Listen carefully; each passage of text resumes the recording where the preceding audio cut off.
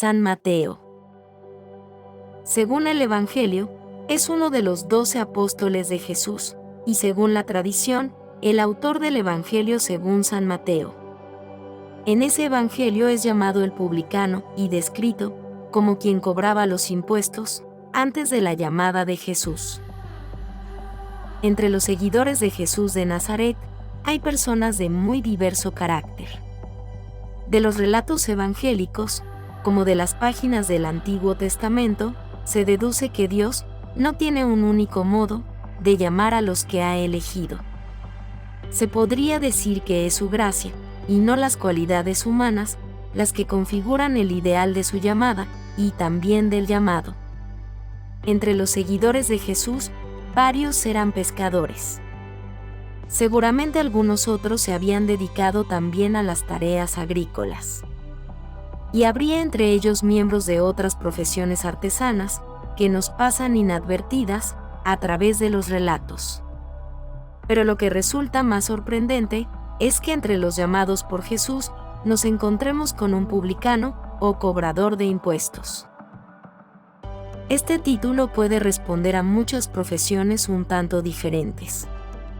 Había cobradores de impuestos que alquilaban la recaudación para enviar los dineros de las provincias a las arcas imperiales. Había otros recaudadores que cobraban derechos de portazgo entre un reino y otro, entre una tetrarquía u otra. Cafarnaún debía de contar con varias oficinas, en las que se cobraban diversos tipos de impuestos. A una de estas oficinas se acercó un día Jesús, para llamar personalmente a Mateo. No sabemos de dónde era. El Evangelio que lleva su nombre nos refiere la escena de su vocación, Mateo capítulo 9, versículos del 9 al 13. Se le denomina Mateo, abreviación de Matena y de Matanya, que significa regalo o don de Dios. En los lugares paralelos, los relatos de Marcos capítulo 2, versículos del 13 al 17, y Lucas capítulo 5, versículos del 27 al 32, nos hablan de la vocación de un tal Leví, hijo de Alfeo que, sin duda, es la misma persona corno ha admitido la tradición de la Iglesia, con muy contadas excepciones. En el relato bíblico, sobre la vocación de Mateo, nos llaman la atención especialmente 3 momentos: la llamada, el banquete, y la revelación de Jesús, que parece culminar los 2 momentos anteriores. Nos impresiona mirar el cuadro pintado por Caravaggio, que se conserva en la iglesia de San Luis de los Franceses, en Roma. El enorme lienzo nos sitúa en una estancia cerrada, bastante oscura. Hay solamente un haz de luz, que penetra por la parte superior derecha, iluminando levemente el lugar. Precisamente, por esa parte, se dibuja también la imagen de Jesús. Ha sido representado como un personaje noble, dotado de una mirada firme y determinada que, siguiendo una línea imaginaria, va a cruzarse directamente con la mirada de Mateo. En la pintura, Mateo está rodeado por algunos jóvenes. Unos han vuelto ya la mirada hacia Jesús, mostrándose un tanto asombrados por su entrada en aquel espacio. Los otros jóvenes siguen todavía prestando atención a las monedas, que tintinean sobre la mesa del cobrador de los impuestos. Sin embargo, en esta instantánea, captada por Caravaggio, Mateo ha levantado ya su cabeza. Ha percibido la mirada de Jesús, y la hace suya, aunque un gesto de su mano parece sugerir un momento de duda y tal vez de excusa. Es como si se mostrara incrédulo. Parece que le resulta difícil aceptar que la llamada de Jesús vaya dirigida precisamente a él. El relato evangélico es parco en palabras. Nos refiere solamente que Jesús se acercó al lugar donde estaba Mateo y le dirigió una escueta invitación: sígueme. Mateo capítulo 9, versículo 9. Es esa una palabra profundamente significativa. El maestro va buscando seguidores. El verbo seguir encierra, como se sabe, un resumen de todas las actitudes que se requieren del discípulo del Maestro. El texto de la homilía de San Beda, el Venerable, que hoy se lee en el oficio de lecturas, vincula la vocación de Mateo a la mirada de amor que Jesús le dirigió.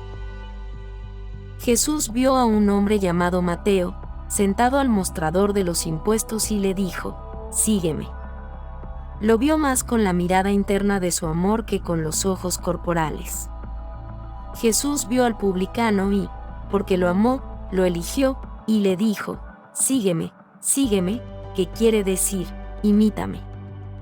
Le dijo: «Sígueme», más que con sus pasos, con su modo de obrar.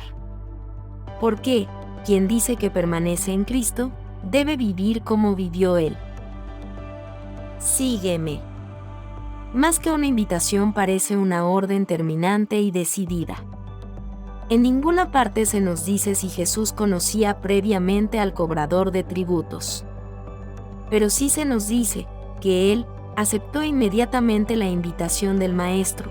Él se levantó y lo siguió. Lo escueto del texto, que narra esa decisión, con la que Mateo decide seguir a Jesús, puede sugerir dos posibilidades.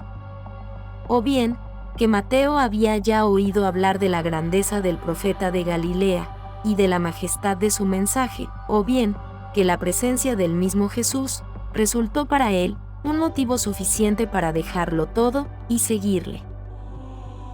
Sea como sea, tenemos ante los ojos uno de esos momentos en los que la llamada de la trascendencia se cruza con las 1000 preocupaciones inmediatas de la inmanencia. Lo divino irrumpe en el panorama de lo humano. El hombre Dios viene a cambiar los planes que los humanos se habían forjado. Ante la voz que llama, los antiguos proyectos pierden prestancia y valía. La llamada al seguimiento relativiza todas las decisiones anteriores. Como ha ocurrido anteriormente con Pedro y Andrés, con Santiago y Juan, también de Mateo se subraya que abandona todas las cosas para seguir al Maestro que le invita. La rapidez en la respuesta a la llamada, la generosidad en el seguimiento y la libertad con la que el valor encontrado relativiza los valores antes poseídos parecen convertirse en puntos fundamentales en la dinámica del discipulado. Claro que nadie lo deja todo por nada. Ni siquiera se deja algo por algo. En realidad, los discípulos primeros de Jesús no siguen una filosofía sino a una persona. No se enamoran de una idea, siguen a un profeta. San Mateo, discípulo de Jesús.